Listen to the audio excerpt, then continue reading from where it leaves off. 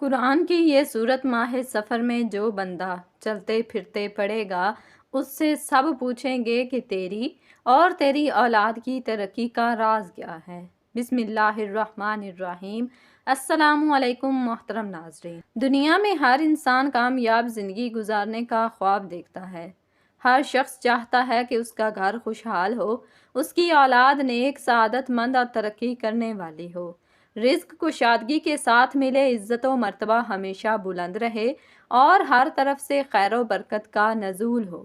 مگر حقیقت یہ ہے کہ زندگی کی اس دوڑ میں کامیاب وہی ہوتا ہے جو اللہ کے بتائے ہوئے راستے پر چلتا ہے، قرآن سے اپنا تعلق مضبوط رکھتا ہے اور وقت کے تقاضوں کے مطابق روحانی ہتھیار استعمال کرتا ہے۔ انہی روحانی ہتھیاروں میں سے ایک سب سے طاقتور ہتھیار قرآن کی صورتوں کا باقاعدہ ورد ہے۔ آج ہم آپ کے لیے ایک ایسی مخصوص صورت کا تعارف لے کر حاضر ہوئے ہیں جو اگر ماہ سفر کے دنوں میں چلتے پھرتے اٹھتے بیٹھتے دل سے پڑھی جائے تو بندہ صرف اپنے نہیں بلکہ اپنی اولاد کے لیے بھی کامیابی، ترقی اور بلندی کے راستے کھول دیتا ہے۔ یہ وہ صورت ہے جس کا ذکر جیسے ہی ہوتا ہے دل میں ایک خاص نورانیت اترتی ہے۔ ایسے لوگ جو زندگی میں بار بار ناکامیوں کا سامنا کر رہے ہوں، کاروبار میں تنزلی دیکھ رہے ہوں، اولاد نافرمان ہو یا ترقی کے تمام دروازے بند لگ رہے ہوں، تو یہ صورت ان کے لیے ایک خزانہ، ایک معجزہ، ایک الہی نسخہ بن جاتی ہے۔ جب کوئی بندہ اخلاص، یقین اور توجہ کے ساتھ اس صورت کو ماہ سفر میں معمول بناتا ہے تو اس کی زندگی میں ایسے خوشگوار اور حیران کن تبدیلیاں آتی ہیں کہ قریبی رشتہ دار، محلے دار اور دوست احباب یہ پوچھنے پر مجبور ہو جاتے ہیں کہ آخر ایسی کیا بات ہے؟ تیرا ہر کام بنتا کیوں ہے؟ تیری اولاد اتنی خوش نصیب کیسے ہے؟ رزق میں برکت کا راز کیا ہے؟ یہ سوالات اس شخص سے کیے جاتے ہیں جو اس صورت کو اپنا معمول بنا لیتا ہے۔ وہ صورت صرف الفاظ نہیں بلکہ اللہ کے خاص کلمات ہیں جو دلوں کو بدل دیتے ہیں، تقدیروں کو سنوار دیتے ہیں اور غیبی دروازے کھول دیتے ہیں۔ قرآن مجید میں اللہ تعالیٰ نے فرمایا، یہ قرآن مومنوں کے لیے شفا اور رحمت ہے، یعنی یہ صورت نہ صرف روحانی شفا ہے بلکہ رحمت الہی کے دروازے کھولنے والی ہے۔ محترم ناظرین، ماہ سفر ایک ایسا مہینہ ہے جس سے متعلق بہت سی غلط فہمیاں اور توہمات معاشرے میں رائج ہیں۔ کئی لوگ اس مہینے کو منحوس سمجھتے ہیں، بدشگونی لیتے ہیں اور خوف کا شکار ہو جاتے ہیں۔ حالانکہ قرآن و حدیث کی روشنی میں کسی بھی مہینے کو منحوس قرار دینا درست نہیں، بلکہ حقیقت یہ ہے کہ یہ بھی اللہ کا بنایا ہوا مہینہ ہے اور اللہ کے ہر مہینے میں خیر، برکت اور رحمت موجود ہے۔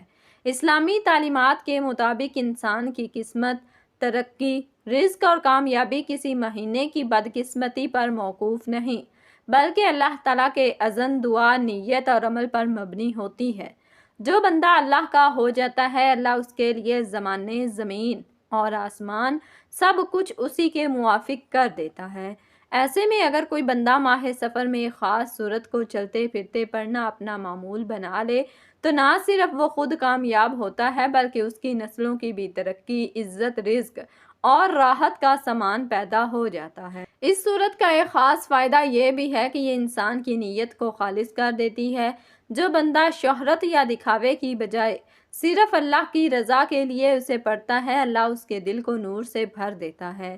وہ انسان دنیاوی فکروں سے آزاد ہو کر اللہ پر کامل بھروسہ کرنے لگتا ہے اور یہی یقین اس کی کامیابی کا زینہ بن جاتا ہے۔ یاد رکھیں، قرآن کا کوئی لفظ بے فائدہ نہیں اور کوئی صورت بغیر مقصد کے نازل نہیں ہوئی۔ ہر صورت کے اندر اللہ تعالیٰ نے کچھ نہ کچھ خاص راز چھپائے ہیں، مگر ان رازوں سے فیض وہی حاصل کرتا ہے جو دل سے قرآن سے محبت کرتا ہے۔ آج جو صورت ہم آپ کے سامنے پیش کریں گے وہ بھی ایک ایسا ہی خزانہ ہے جو خاص طور پر ماہ سفر میں پڑھنے والا صرف اپنے لیے نہیں بلکہ اپنی آئندہ نسلوں کے لیے بھی کامیابی کا راستہ کھول دیتا ہے۔ یہ صورت اس کی زبان کا ورد بن جاتی ہے، اس کے گھر میں برکتوں کی بارش ہوتی ہے اور اس کی اولاد نیک نصیب، کامیاب، ذہین اور عزت دار بنتی ہے۔ آج لوگ کامیابی کے راز کتابوں، موٹیشنل لیکچرز اور دنیاوی نسخوں میں تلاش کرتے ہیں، مگر اللہ تعالیٰ نے قرآن کے ذریعے کامیابی کے وہ اصول بیان فرما دیے ہیں جو کبھی ناکام نہیں ہوتے۔ یہ سورت ان اصولوں کی عملی مثال ہے جو بندہ اس سورت کو ماہ سفر میں چلتے پھرتے، اٹھتے بیٹھتے، سوتے جاگتے دل سے پڑھے گا، اس کے رزق میں، صحت میں، عزت میں، نسلوں میں اور گھرانے میں ایسی ترقی آئے گی کہ لوگ دیکھ کر حیران رہ جائیں گے۔ اگر آپ بھی چاہتے ہیں کہ اللہ تعالیٰ آپ کی زندگی کو سنوار دے، آپ کے دل کو سکون، رزق کو وسعت، اولاد کو نیکی اور گھر کو برکتوں کا گہوارہ بنا دے، تو اس صورت کو آج ہی سے اپنا معمول بنا لیجئے۔ یہ صورت آپ کی زندگی میں ایسا انقلاب لائے گی جو شاید آپ نے کبھی سوچا بھی نہ ہو۔ آپ دیکھیں گے کہ چند دنوں میں آپ کا چہرہ نورانی ہو جائے گا، آپ کے کام آسان ہونے لگیں گے اور آپ کی دعائیں قبول ہونے لگیں گی۔ یہ ویڈیو آپ کے لیے ایک دعوت ہے، ایک روحانی تحفہ ہے اور قرآن سے دوستی کا دروازہ ہے۔ اس ویڈیو میں ہم آپ کو بتائیں گے کہ وہ کون سی سورت ہے، اس کے کیا فضائل ہیں، اسے کیسے پڑھا جائے اور اس سے روحانی فوائد کیسے حاصل کیے جائیں۔ تو اس سورت کے بارے میں جاننے کے لیے گزارش ہے کہ ویڈیو کو آخر تک لازمی دیکھیے گا تاکہ آپ اور آپ کی اولاد کی ترقی کے بارے میں ہر کوئی آپ سے پوچھنے پر مجبور ہو جائے۔ ناظرین، حضرت عائشہ صدیقہ رضی اللہ تعالیٰ عنہا فرماتی ہیں، میں نے ایک دن نبی کریم صلی اللہ علیہ وسلم سے عرض کیا، یا رسول اللہ، کیا آپ پر احد کے دن سے بھی زیادہ سخت دن بھی آیا ہے؟ تو آپ صلی اللہ علیہ وسلم نے جواب دیا، ہاں اے عائشہ، مجھے تمہاری قوم یعنی قریش کی طرف سے جو کچھ تکلیف پہنچی وہ سب سے زیادہ سخت تھی، لیکن طائف کا دن سب سے زیادہ سخت تھا۔ صحیح بخاری۔ مکہ مکرمہ میں نبی کریم صلی اللہ علیہ وسلم کی دعوت کو سرد مہری مذاق، ظلم، بائیکاٹ اور جسمانی اذیت کا سامنا کرنا پڑا۔ سرداران قریش نے ہر ممکن کوشش کی کہ آپ صلی اللہ علیہ وسلم دین اسلام کی دعوت سے دستبردار ہو جائیں، لیکن جب آپ صلی اللہ علیہ وسلم نے دیکھا کہ اہل مکہ میں قبولیت کم ہو رہی ہے تو آپ نے ارد گرد کے شہروں کا رخ کیا۔ نبی کریم صلی اللہ علیہ وسلم نے اپنے آزاد کردہ غلام حضرت زید بن حارثہ رضی اللہ تعالیٰ عنہ کو ساتھ لیا اور مکہ سے تقریباً 100 کلومیٹر دور شہر طائف کی طرف روانہ ہوئے۔ اس سفر کا مقصد تھا کہ بنو ثقیف کا قبیلہ اگر اسلام قبول نہ کرے تو کم از کم پناہ دے تاکہ آپ صلی اللہ علیہ وسلم وہاں سے دین کی دعوت دے سکیں۔ طائف پہنچنے پر آپ صلی اللہ علیہ وسلم نے بنو ثقیف کے سرداروں عبد یالیل، مسعود، حبیب تینوں بھائیوں سے ملاقات کی اور اسلام کی دعوت پیش کی۔ ان تینوں نے نہ صرف دعوت کو ٹھکرایا بلکہ انتہائی گستاخانہ اور توہین آمیز الفاظ کہے۔ ان میں سے ایک نے کہا، کیا اللہ نے تمہیں نبی بنا دیا؟ دوسرے نے طنزاً کہا کہ اگر تم واقعی نبی ہو تو میں کعبہ کی چادر پھاڑ دوں گا۔ ان سرداروں نے طائف کے اوباش لڑکوں اور غلاموں کو اکٹھا کیا اور انہیں حکم دیا کہ وہ آپ صلی اللہ علیہ وسلم کو شہر سے نکالیں۔ جب آپ صلی اللہ علیہ وسلم واپس مکہ جانے کے لیے نکلے تو ان لوگوں نے پتھر مارنا شروع کر دیے۔ حضرت زید بن حارثہ رضی اللہ تعالیٰ عنہ آپ صلی اللہ علیہ وسلم کے آگے ڈھال بن کر پتھر کھاتے رہے۔ آپ صلی اللہ علیہ وسلم کے جوتے خون سے بھر گئے، قدم زخمی ہو گئے، جسم لہو لہان ہو گیا۔ آپ صلی اللہ علیہ وسلم طائف کے ایک باغ میں جا کر بیٹھ گئے۔ اس باغ کے مالک عتبہ اور شیبہ قریش کے سردار تھے، لیکن انہوں نے مہربانی کرتے ہوئے انگوروں کا ایک گوشہ بھجوا دیا۔ وہاں بیٹھ کر آپ صلی اللہ علیہ وسلم نے اللہ تعالیٰ سے دعا کی، اللہم الیک اشکو ضعف قوتی وقلت حیلتی وہوانی علی الناس۔ اے اللہ، میں تجھ سے اپنی بے بسی، بے سہارگی اور لوگوں کی نظروں میں اپنی بے قدری کی شکایت کرتا ہوں۔ اے سب سے رحم کرنے والے، تو کمزوروں کا رب ہے، تو میرا رب ہے، تو مجھے کس کے حوالے کر رہا ہے؟ کسی دشمن کے جو مجھے روند ڈالے یا کسی اجنبی کے جو میرے ساتھ بدسلوکی کرے؟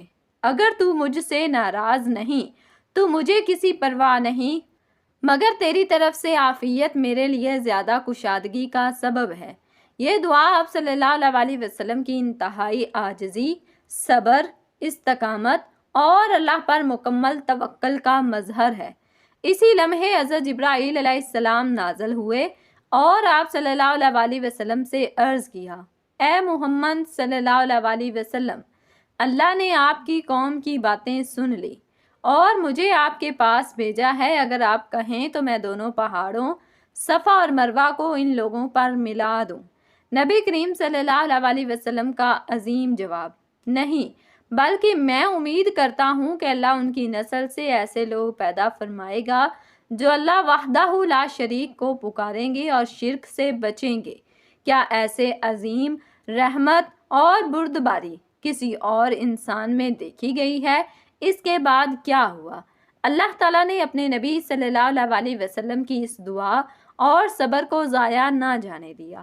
چند سال بعد طائف کے کئی سردار مسلمان ہو گئے، اسلام کا دائرہ وسیع ہوا۔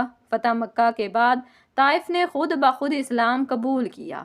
بنو ثقیف، جنہوں نے سب سے پہلے آپ صلی اللہ علیہ وسلم کو پتھر مارے، بعد میں آپ صلی اللہ علیہ وسلم کے صحابی بنے۔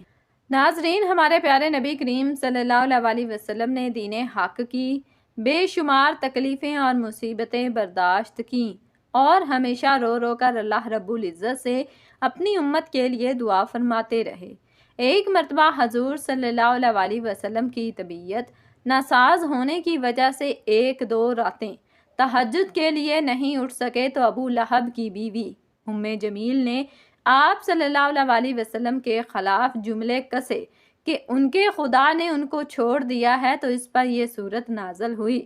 اور روایات میں ہے کہ آپ صلی اللہ علیہ وسلم پر کچھ دنوں کے لیے وحی نہیں آئی تو ابو لہب کی بیوی نے کہا کہ ان کو ان کے ساتھی نے چھوڑ دیا ہے، تو اس وقت یہ سورت والضحیٰ نازل ہوئی۔ سورت الودحیٰ قرآن مجید کی 93ویں سورت ہے اور یہ مکہ مکرمہ میں نازل ہوئی۔ اس سورت میں 11 آیات ہیں اور اس کا تعلق نبی کریم صلی اللہ علیہ وسلم کی تسلی، اللہ کے وعدوں اور مہربانیوں سے ہے۔ سورت الودحیٰ ان لمحوں میں نازل ہوئی جب نبی کریم صلی اللہ علیہ وسلم پر کچھ دن وحی کا نزول بند ہو گیا تھا اور کفار مکہ نے تانے دینا شروع کر دیے تھے کہ تمہارا رب تم سے ناراض ہو گیا ہے۔ اس پر اللہ تعالیٰ نے سورت الودحیٰ نازل فرمائی تاکہ اپنے محبوب صلی اللہ علیہ وسلم کے دل کو سکون عطا کرے۔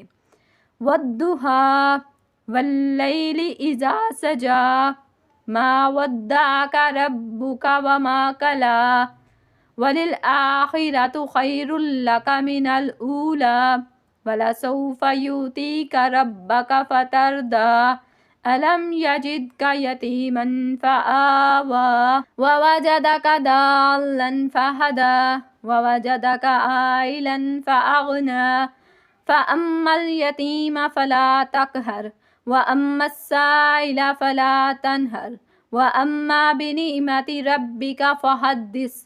آیت نمبر 1 تا 2۔ قسم ہے چاشت کے وقت کی اور رات کی جب وہ چھا جائے، یہ وہ وقت انسانی طبیعت پر گہرے اثرات رکھتے ہیں۔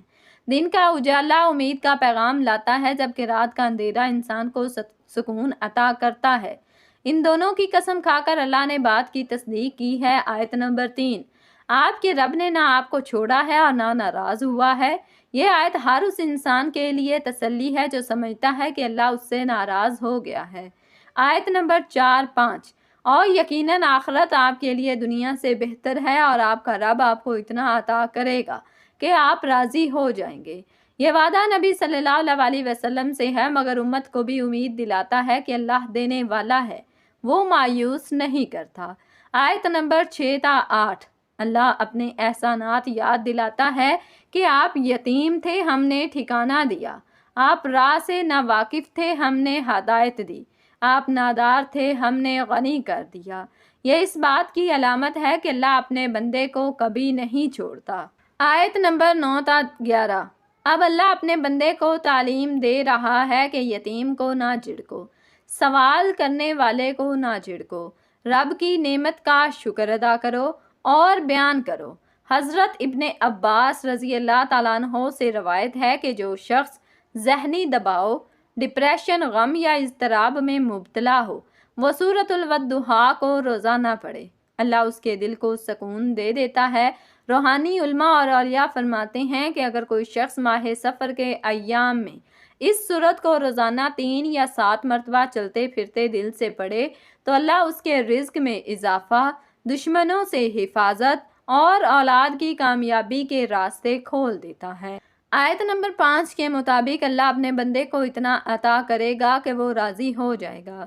اس صورت کا ورد انسان کو اللہ کی رضا کی راہ پر ڈال دیتا ہے۔ جو بندہ اس صورت کا ورد کرتا ہے اس کا دل نرم ہو جاتا ہے اور وہ رحم دل اور سخی ہو جاتا ہے۔ یہ صورت فکر و فاقہ، بے برکتی اور رزق کی تنگی کا زبردست علاج ہے۔ تو ناظرین محترم، وقت کی نزاکت کو مد نظر رکھتے ہوئے چلتے ہیں وظیفے کی جانب، اور آپ کو بتاتے ہیں کہ آپ نے سورۃ الودحیٰ کی تلاوت کب، کہاں، کیسے اور کتنی مرتبہ کرنی ہے۔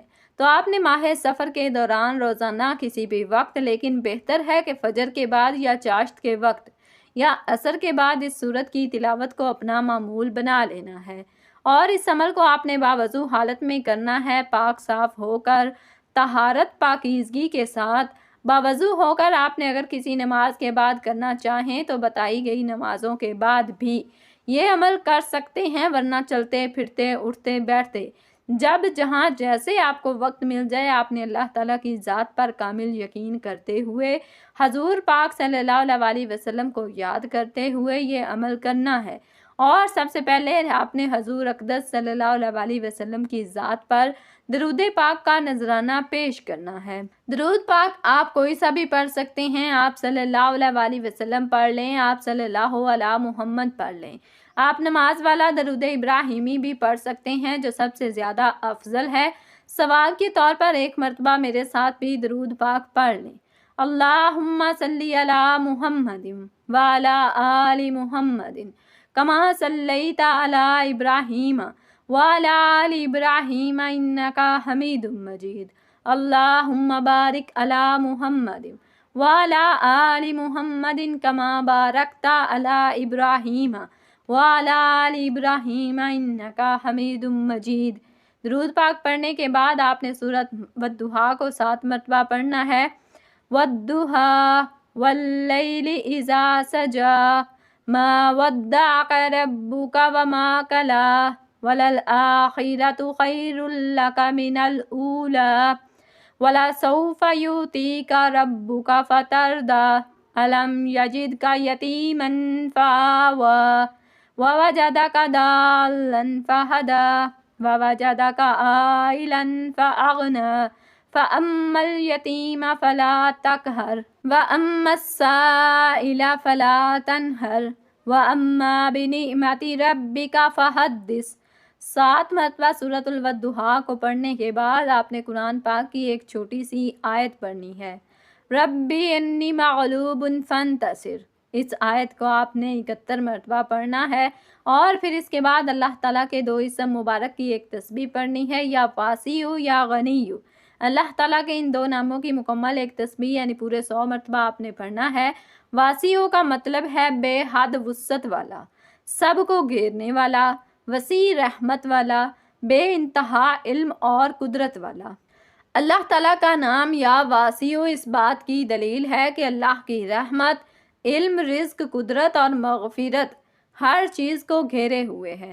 اس کے خزانوں کی وسعت لامحدود ہے، نہ ختم ہونے والی ہے، وہ ہر چیز کے ظاہر و باطن کو جاننے والا ہے، اس کے علم کی کوئی حد نہیں۔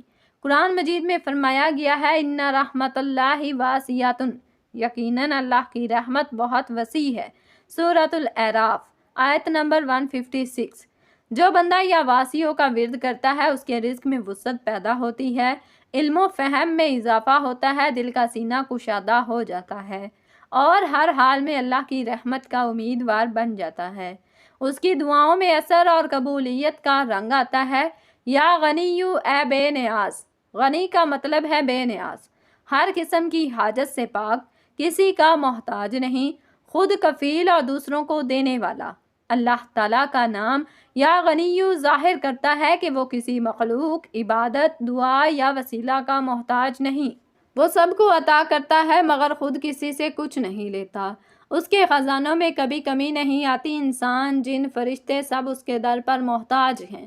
قرآن مجید میں فرمایا گیا واللہ الغنی وانتم الفقراء، اور اللہ غنی بے نیاز ہے اور تم سب فقیر محتاج ہو۔ سورہ محمد آیت نمبر 38۔ جو بندہ یا غنیوں کا ورد کرتا ہے اللہ اسے لوگوں کے محتاج ہونے سے بچا لیتا ہے۔ دل میں بے نیازی، خودداری اور سچائی پیدا ہوتی ہے، اسے مالی تنگی، قرض اور فکر سے نجات ملتی ہے۔ اللہ اسے دوسروں کا مددگار اور دینے والا بنا دیتا ہے۔ اگر کوئی بندہ یا واسیع یا غنیوں کو روزانہ ملا کر پڑھتا ہے اس کے رزق میں کشادگی آتی ہے، دل سے مایوسی ختم ہوتی ہے، غربت اور محتاجی دور ہو جاتی ہے اور اللہ تعالیٰ اس کو وسعت، برکت، عزت اور بے نیازی عطا فرماتا ہے۔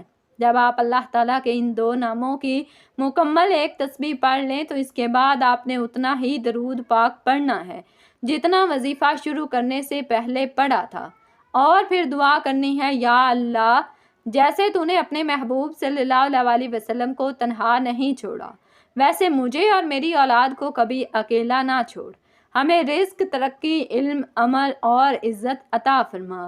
اے رب کریم، سورۃ الودحا کے صدقے میرے تمام رکے ہوئے کام آسان فرما اور ہمیں دنیا اور آخرت کی کامیابی عطا فرما، آمین۔ سورۃ الودحا صرف نبی کریم صلی اللہ علیہ وسلم کی تسلی کا پیغام نہیں بلکہ یہ ہر اس شخص کی روحانی دوا ہے جو کسی بھی مشکل، محرومی یا مایوسی میں گھرا ہو۔ اگر آپ چاہتے ہیں کہ لوگ واقعی آپ سے پوچھیں تیری اور تیری اولاد کی ترقی کا راز کیا ہے تو سورۃ الودحا کو اپنی روزانہ کی زندگی کا حصہ بنا لیجئے۔ یہ نہ صرف ترقی، رزق، عزت اور سکون کا راز ہے بلکہ اللہ کے قرب کا راستہ بھی ہے۔ اللہ ہمیں اس سورت کے نور سے فیض حاصل کرنے کی توفیق عطا فرمائے، آمین۔ دعا ہے کہ اللہ تعالیٰ نیکی کی بات کو سننے، سمجھنے اور اس پر عمل کرنے کی توفیق عطا فرمائے۔ میرا سنانا اور آپ کا سننا اپنی پاک بارگاہ میں قبول و منظور فرمائے، آمین۔ ناظرین، گزارش ہے کہ اللہ تعالیٰ کے 99 ناموں میں سے کوئی ایک نام لکھ کر کمنٹس میں ضرور شیئر کریں۔ اللہ تعالیٰ ہم سب کا حامی و ناصر ہو، آمین۔ جزاکم اللہ خیرا کثیرا۔ السلام علیکم ورحمۃ اللہ وبرکاتہ۔